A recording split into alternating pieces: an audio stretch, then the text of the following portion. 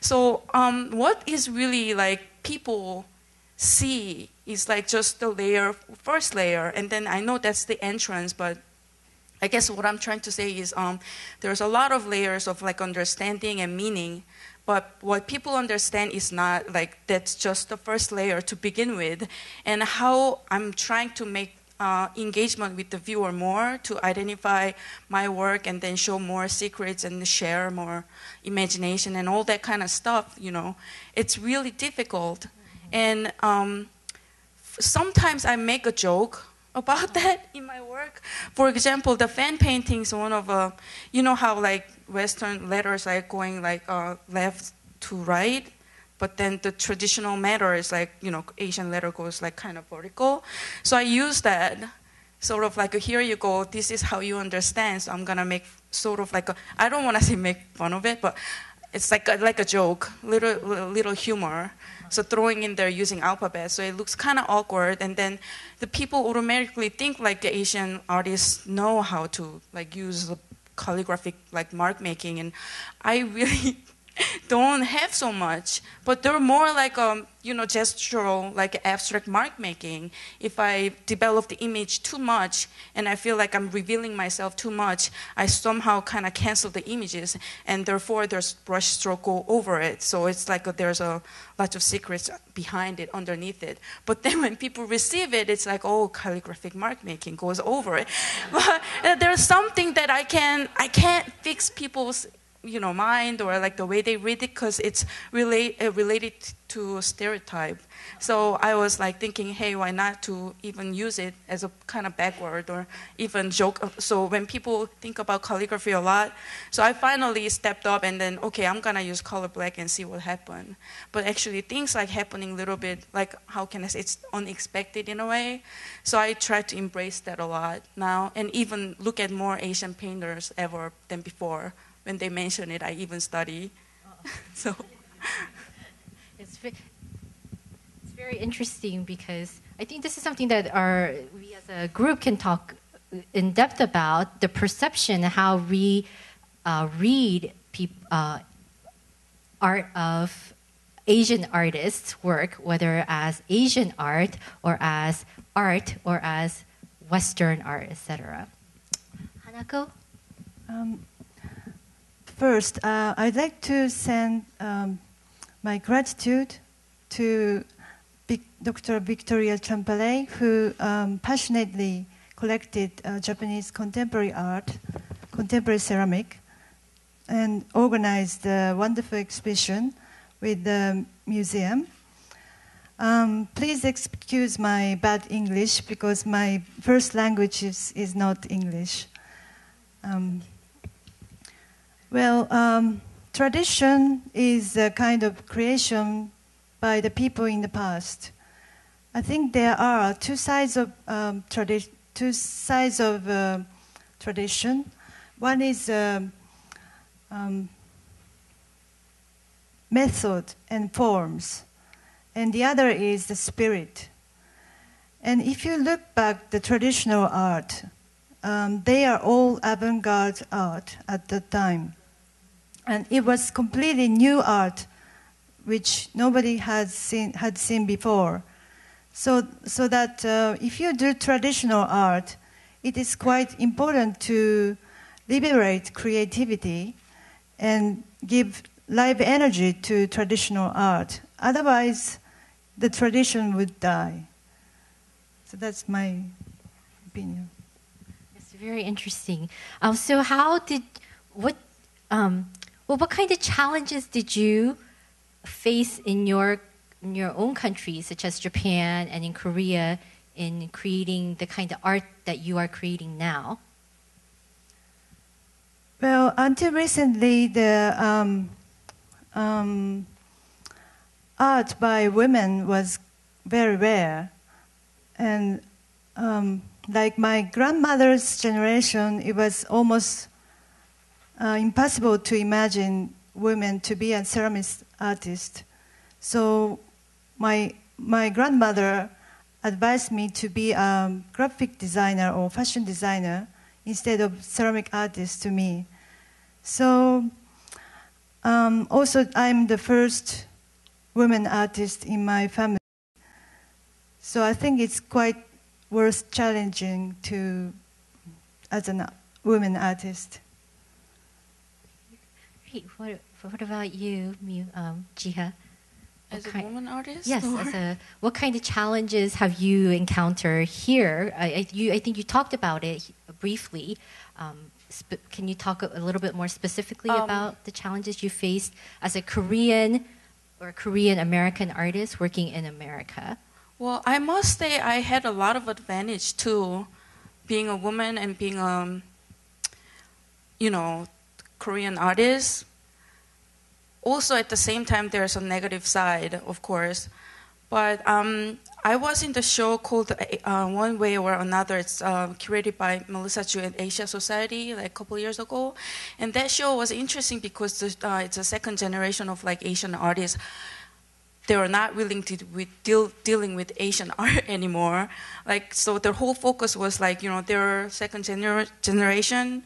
Like, they're more like American, like the Korean American, Japanese American, whatever American in front of it, but they're more American. But I didn't know why I was in the show because I'm just Korean who live in the United States.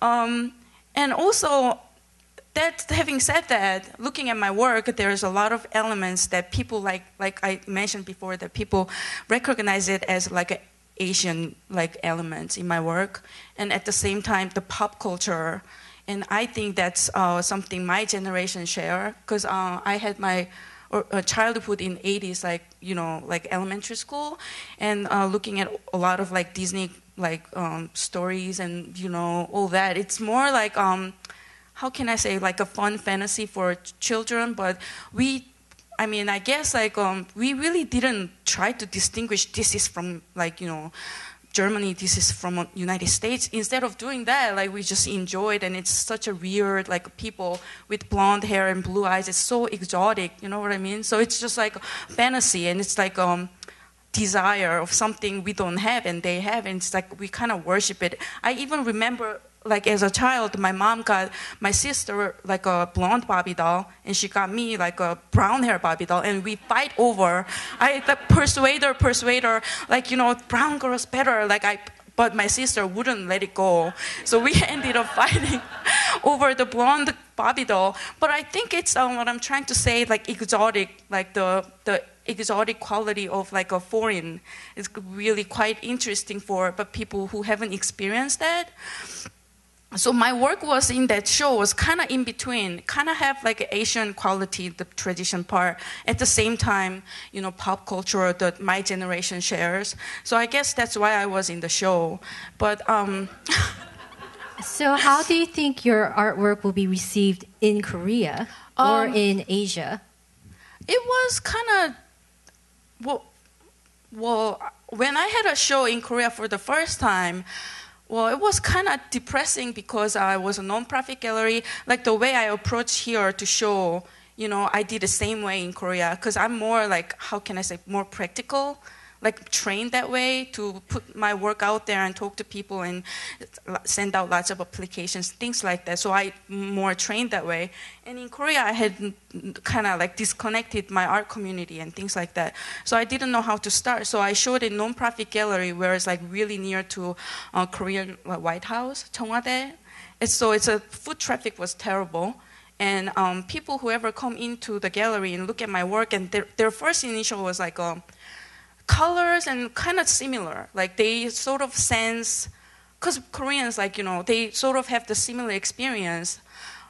So instead of focusing on different quality, they sort of like overlook at the similarity too much. So colors very kind of like similar, and whatever reason they overlooked. And I know there's a lot going on, and I was like, I want you to look at the different part more than similarity. Well, that's something I can't really control. I mean, I have a control, but I don't want to make artwork just to reveal, the different like country. I really think about viewer, but that I don't want that to interrupt my studio hours. Like, I don't want to make work just for like the certain viewers of artwork is artwork. So it's for that reason it was kind of difficult and disappointing my first experience having a show in Korea. But it was also good. Everything takes time for people to understand. But and also I noticed a lot of people who have degrees and study abroad, Korean artists, their work absolutely have nothing to do with their ethnicity. And I really respect that, but I'm more interested in, you know, like playing with the ethnicity and then all the cultural references, which is the structure of my work. So I couldn't really abandon that. So it's a really interesting, you know, experience that I have a show here and then over there it's like quite different responses. Oh, that's very interesting. Hanako, you come from, as you mentioned, you mentioned in the introduction, you come from a very long genealogy of ceramists, and one who a very prestigious genealogy at that. So, how do you? What kind of pressure do you feel coming from this kind of family, having chosen ceramics as your medium? Hagiware is originally we learned the technique from Korea, so it was a Korean style. Then the first generation of my family received artist name 1663 from the feudal lord in Hagi, and he learned rackware, a Japanese style porcelain in Kyoto, and since then my family has been producing rackware and porcelain for the local feudal clan. Then in Meiji period, after the modernization of Japan, the feudal lord lost power, so we didn't receive enough financial support from the local lord. So my family had a very financial problem.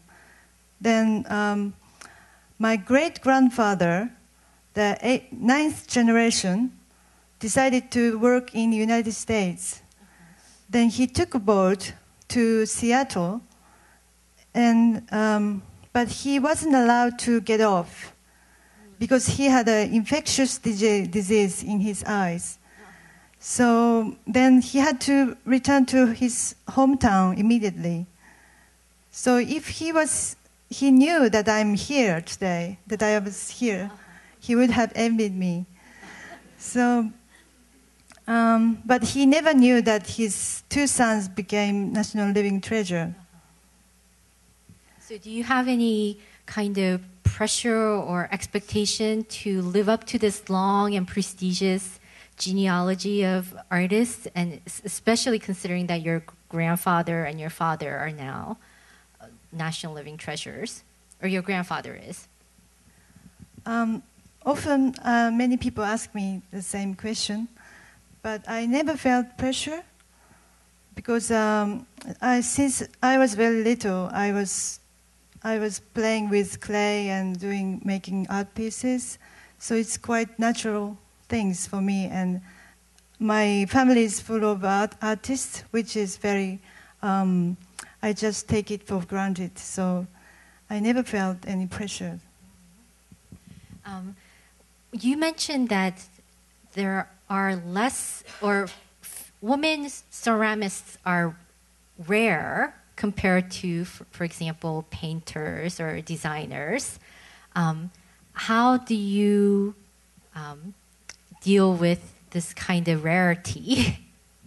Do you have other colleagues who you can speak with, or a mentor you can go to, another female artist? Or